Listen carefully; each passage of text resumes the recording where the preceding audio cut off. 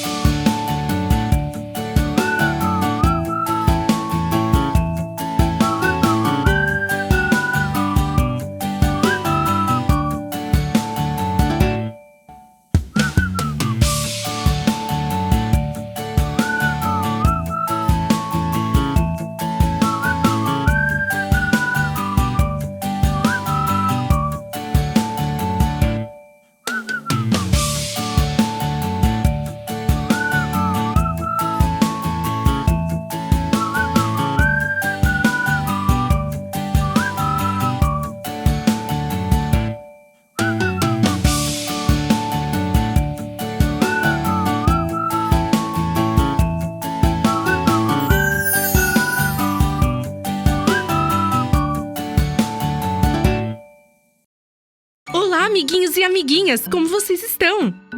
Espero que muito bem! Hoje iremos desenhar as duas mãos e iremos pintá-las com cores diferentes! A primeira coisa que fizemos foi desenhar as mãos. E agora, começaremos a colorir. Cor amarela, onde você está? Eu pintei o dedo mindinho de amarelo. Agora é a vez do anelar da mão esquerda com a cor vermelha. Cor vermelha, onde você está? Cor verde, onde você está? E com a cor verde, pintamos o dedo médio da mão esquerda. Cor roxa, onde você está? Agora é a sua vez no dedo indicador da mão esquerda. E agora, para terminar, com a mão esquerda, o dedo polegar com a cor azul. Cor azul, onde você está? E também com a cor azul, pintaremos o polegar da mão direita. Cor azul, onde você está? E com o roxo, o indicador da mão direita. Cor roxa, onde você está? Com a cor verde, pintaremos o dedo médio da mão direita. Cor verde, onde você está? E com a cor vermelha, o dedo anelar de qual mão? Da mão direita. Cor vermelha, onde você está? E agora, para finalizar, o dedo mindinho da mão direita. Cor amarela, onde você está? E foi assim, amigos, que desenhamos e colorimos as duas mãos. Até mais!